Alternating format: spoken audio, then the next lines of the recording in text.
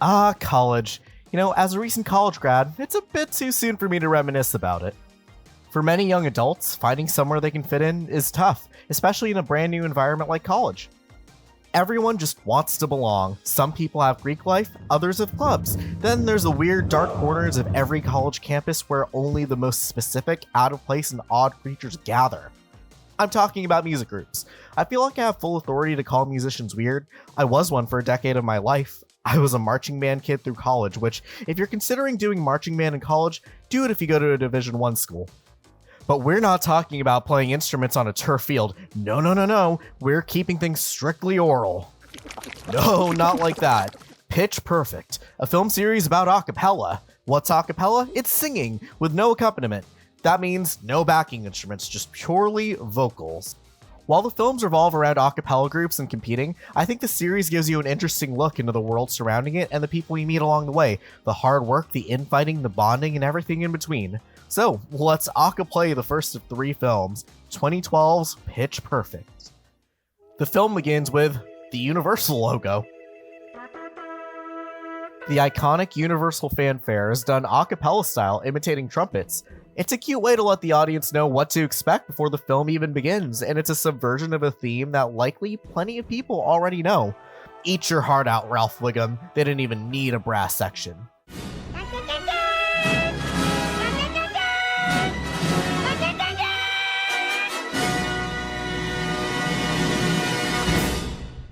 The actual film itself opens at the Lincoln Center in New York, with Adam Devine and a bunch of other guys. They are the Barden Troublemakers, and they're performing Rihanna's Don't Stop the Music, and it's a really fun performance. Immediately, the film conveys how acapella works, showing shots of the members doing the background vocals, the various bopping and beatboxing sounds to imitate instruments. As they're singing, you hear commentary from John and Gail, played by John Michael Higgins and Elizabeth Banks. Our 2, judges, adjudicators.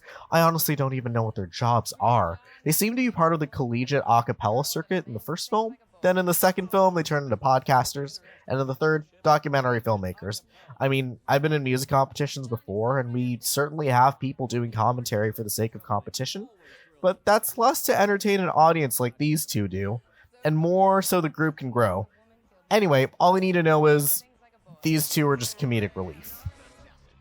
Back to the Troublemakers, they continue with their set, but in the wings they're being watched by their rivals from the same school, the Barden Bellas. Adam Devine's character, named Bumper, really stupid name but whatever, sings the solos. The Troublemakers pop open their blazers to let out their testosterones. While this happens, one of the Bellas, Chloe, runs to grab a uniform part from backstage before her and another member, Aubrey, get berated by a senior member. They go out to perform Ace of Base's I Saw the Sign, but when Aubrey goes up for a solo... Oh, is it me, or do we just take a left turn into Snoozeville? Yeah, and we parked in a lot where they do not validate. Alone, I saw the sign, and it opened up my eyes. I saw the sign. Ooh, one down. I know somebody who won't be having any... Aubrey blows chunks on stage. If that doesn't give you an idea of this film's humor, I don't know what will. After a generic techno/hip-hop title sequence, it cuts to our lead, Becca Mitchell, played by Anna Kendrick. It's a new school year, and she's starting her freshman year at Barden University. Honestly, this is pretty accurate to how real-life college move-in days were pre-pandemic, down to the annoying RAs, although mine were pretty cool. Love you, Ben. Love you, Taryn. Passing by her in a car is Skylar Astin's character, Jesse, blasting and rocking to Carry On My Wayward Son. Becca makes her way to her room with like a weekender bag, nothing else. Damn, I brought 5 boxes of stuff to my tiny dorm. She meets her roommate, Kimmy Jin, who hates her. That's literally her entire character. Can't say it's unrealistic, though.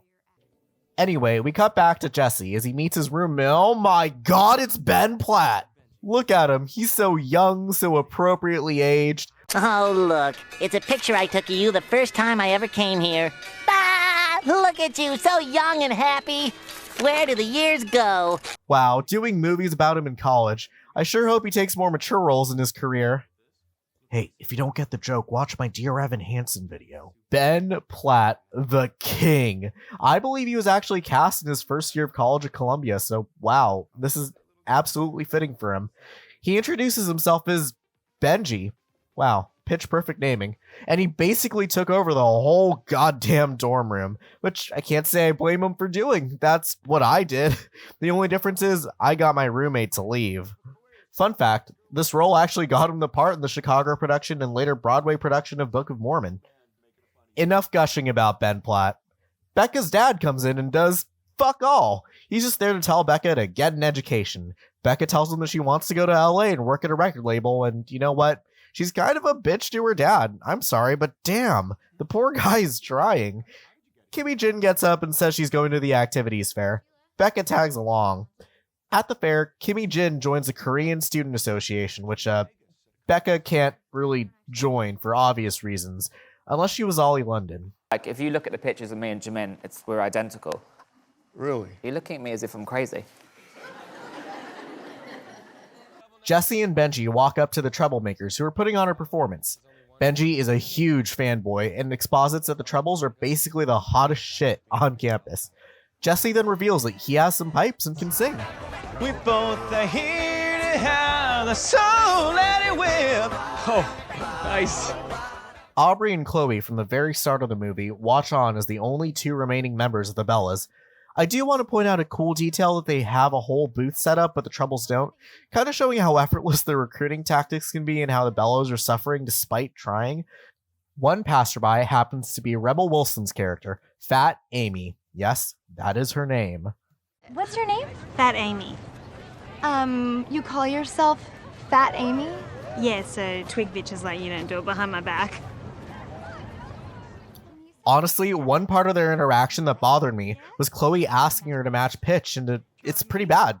Chloe has her sing a C sharp, an E sharp, and then an A sharp, but instead she sings back an extremely sharp A sharp that almost sounds like a B. And don't get me started on why Chloe tested the root, major third, and then the major sixth. At least Fat Amy resolved to the perfect fifth. I swear, I have to cut a page worth of theory from the scripts of my videos just because it gets too thick. Anyway, they tell Fat Amy to come to the auditions. Then Becca meets Amy, and afterward, Becca meets Audrey and Chloe. The two introduce her to the other two a cappella groups, the Potheads of the Confused Sexualities. They have actual names, but they play so little into the film. Becca tells the two Bellas that she's not a singer, and that a cappellas are kinda cringe. So, are you interested? Sorry, it's Cringe. excuse me? Back to the Troubles. Benji and Jesse walk up to them. Bumper basically calls Benji a nerd. Becca, meanwhile, heads to the campus radio station where she tries to get a job from Luke, the station manager. Wait a minute. Is that Vigilante from Peacemaker? Oh my god, he's... Oh no, he's hot! Jesse walks in soon after, and the two both get jobs. There's another scene with her and her dad where he offers to pay for her to move to LA if college doesn't work out for her for a year, but nothing much to talk about. Becca goes to take a shower. I can't hear a word you say. I'm talking loud, not saying much. I'm criticized, but only up unless the shade. They shoot me down. Don't you think you've seen enough?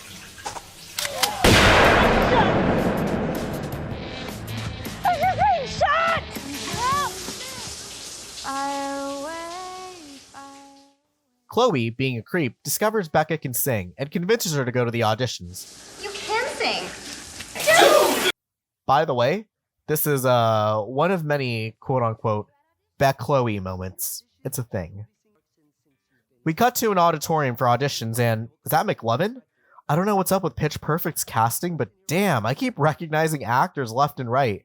Anyway, they sing Kelly Clarkson's Since You've Been Gone. It's fun and totally rides off that trope of people auditioning for more comical reasons, like it was a bad talent show, but it works. This is where we meet the other girls for the first time. There's a lot of them, so let's rapid fire through them. There's Cynthia Rose, the gay one, Stacy, the slutty one, Lily, the weird quiet one, Jessica and Ashley, who are literally just in the background, and Denise, who literally disappears after this movie, and she's not important at all. Hi. Jesus. Things things to note is that Cynthia Rose is extremely soulful and has such a strong presence when she sings, especially when she pulls out the riffs. Fat Amy has a lot of power behind her voice, but something small that grates my ears is when she sings high notes. It just doesn't sound right. I'm not an audio engineer, but it just sounds like there's something wrong in the recording, and that's ignoring Rebel Wilson's singing technique, of which I am also not an expert on. Finally, a nice touch that I like is that when it transitions from Jesse singing the last note to Benji,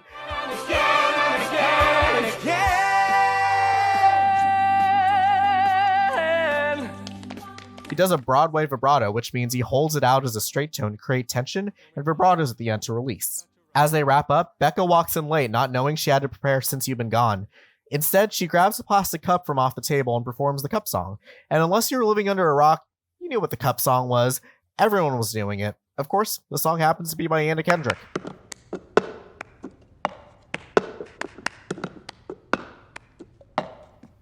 Everyone was doing covers of the cup song. Some were even doing it with things other than cups.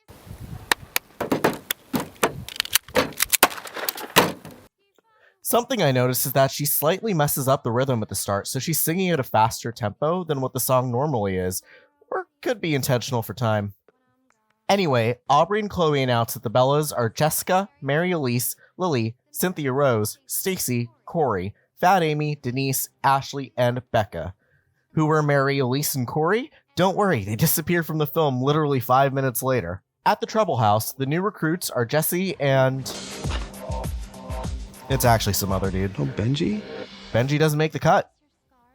Aubrey makes the Bellas swear not to hook up with a troublemaker, which, of course, two of them do after the end of the next scene. Gee, I wonder who.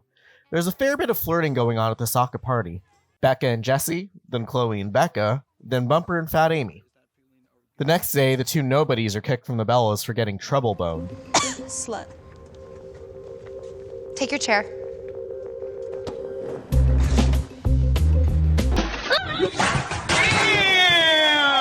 The remaining Bellas find out about Aubrey's upchucking incident last year. Trying not to repeat that performance, Aubrey rules over the Bellas rehearsal with an iron fist and hands out their repertoire. She says they only perform songs by women, and Becca notes that there's nothing modern. Cue montage.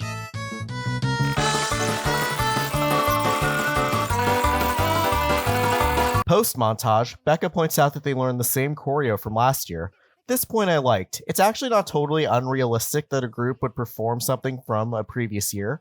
Sure, it's rare to do something 2 years in a row, but it does happen in music competitions. But Becca's sentiment does shine through, because why repeat the same thing?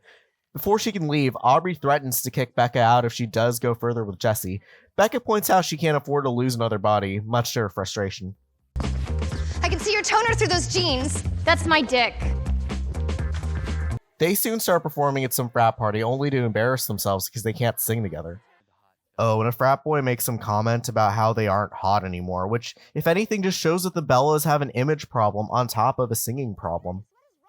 Chloe then reveals that she has nodes, which barely has any impact on the film's plot. It's treated like it's a big deal, and in real life, nodes are a big deal, but it never factors into anything other than to give Fat Amy a solo. Becca and Jesse bond for a bit. Becca says she doesn't like movies and that they're all the same and predictable. Vader in German means father. His name is literally Darth Father. Technically, it's Vater. But whatever. We're at my favorite part of all these films, the RiffOff. A RiffOff is a singing competition / game played in the series, but the rules change between films. They typically involve chaining together songs of a similar theme to stay in the game, and a group gets eliminated for being unable to keep going. The first film's rules are simple, and that's to match the last word of the current song with the first word of the next. Here's an example. Oh, Mickey, you're so fine, you blow my mind. Hey, Mickey, hey, Mickey. Oh, Mickey, you're so fine. And you're mine. I'll be yours till the end of time, 'cause you make me feel like the one in me. That's okay. Let's see how you do it. Put up your deuce. Let's get down to it. Hit me with your best shot. Why don't you hit me with your best shot?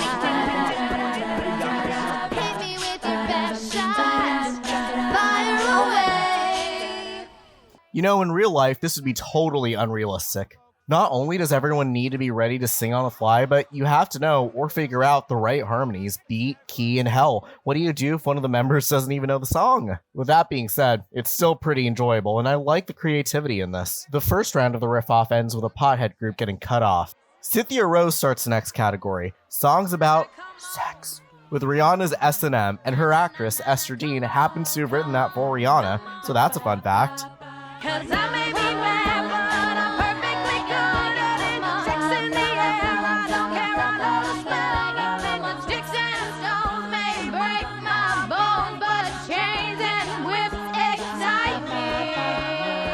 There's some back and forth, and eventually Becca jumps in with Blackstreet's No Diggity. It's going down. Major Blackstreet, the homies got Abby Collab Creations, bump like act. And it's kind of funny how people are taken aback that she's doing a rap song and no one really knows it. Strictly bitch, you don't play around, cover much ground, got game by the pound. Unfortunately, Becca didn't match the last word with her first word. The word to match was it, and instead she used its. You are... You'd think contractions would count, but I guess everyone in the world of acapella is part of the grammar police. From here, the rest of the film follows a standard formula. Becca and Jesse watch The Breakfast Club. There's more friction between Becca and Aubrey about needing to update the Bellas with more contemporary song choices. Chloe wants to give Bella the solo, but her spat with Aubrey has it go to Fat Amy instead. During regionals, they perform Ace of Bases The Sign again, but we get to see the rest of the set. You know, I've seen a few acapella performances in real life. There usually isn't a whole lot of choreography. I mean, I bet it exists, but it's not as elaborate as this. But I'm glad they've exaggerated here. It really adds to the energy. Sure, it's not realistic, but people tend to forget that film is a visual medium, so it doesn't hurt to compensate a bit. It goes well with Fat Amy bringing more energy to the song, tossing her jacket and ripping her blouse open, and Aubrey loved it. Outside, the Trebles start trouble with the Tone Hangers, another a cappella group made up of older members, well, relatively old, but they seem to want to fight. Also, hi Turk from Scrubs. Anyway, they do. A window gets smashed and somehow Becca goes to jail. Thank you, guys. I will never be able to repay you for the kindness you've shown me in here. Besties for life, I say. Oberlin, your bail's been posted. Later, losers. Despite them winning second place at regionals, oh yeah, they did that, Aubrey insists they keep things as they are. One time skip later, it's the day of semifinals and Becca happens to hear one of her mixes being played at the station. She's been handing off USBs with songs on them to Vigilante earlier in the film, only for them to be thrown onto a pile. She also ignores Jesse. They sing The Sign again at semifinals, but Becca makes an unexpected change.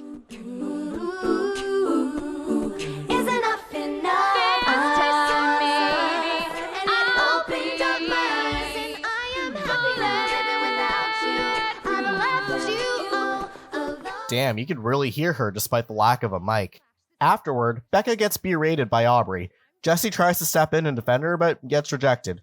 Benji's here too. As Becca walks off, Benji notices one of the members of another a cappella group has a particular tote bag. The Bellas take a... Damn it, it's so hard to do. The Bellas take a break and Becca watches The Breakfast Club in full. In the meantime, John and Gail, oh hey, they're relevant. They're the commentators, if you forgot. They found out that one of the a cappella groups that placed had a member in high school, disqualifying them. This leaves room for the Bellas, who reconvene, sans Becca. As the Bellas rehearse, Becca tries to apologize to Jesse, who puts her in her place for pushing people away. Women. The Bellas finally have enough of Aubrey, and call her out on being a control freak. Oh, and she throws up again, for some reason. Then they have this weird fight scene over a pitch pipe. It's all unnecessary. Ooh, is that macaroni and cheese? Oh no, it's close though. It's toneroni and cheese. Becca walks in and apologizes for changing the set earlier, but really she shouldn't be apologizing because she had the right idea, but Aubrey's been too much of a massive bitch that she wouldn't at least hear her out, so it's really on her. Oh, whatever, she owns up to it, problem solved. They sit down and finally talk to each other, which is really all they needed. They meet up later and try something new, finding their new sound while performing Bruno Mars' Just the Way You Are on top of Becca adding in Nelly's Just a Dream. When I see you travel back down that road, will she come back? No one knows. I think that it was only just a dream. Was it easy? Just the way it was only just a dream. When they finish, they find out Chloe can hit bass notes due to her messed up vocal cords, and Lily speaks in a normal volume for the first time, and guess what? Both these things get forgotten about. With your messed up vocal cords, you can hit the bass notes. Do you know what that means? Yes, Lily? I think I have something that can help us out. Excuse me, bitch. You don't need to shout. While this happens, Bumper announces he's leaving the Troubles to sing backup for John Mayer, opening a spot for Benji. 8. Bros chilling in the hot tub cause they're gay. At finals, Becca wishes Jesse luck as he goes out with the Troubles. They perform CeeLo Green's Bright Lights in the Big City. When Jesse's solo finishes...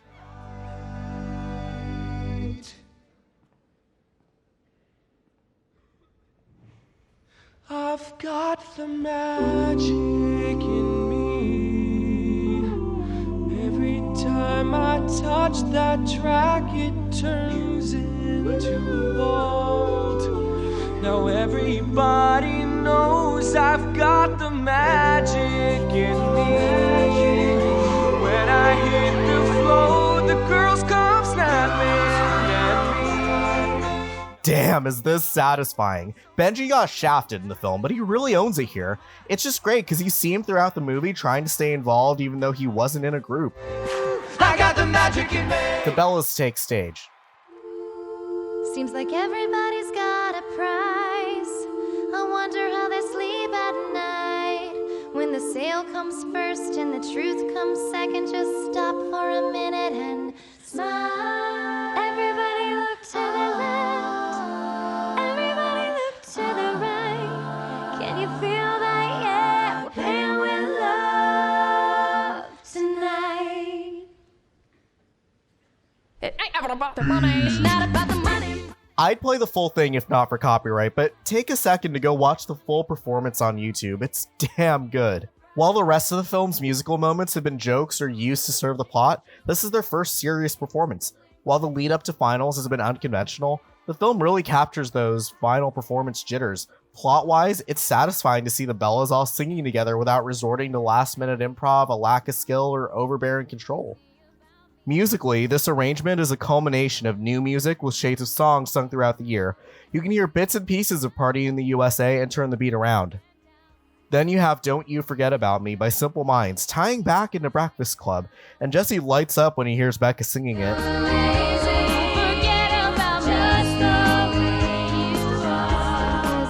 This final performance wraps up the Bellas coming together.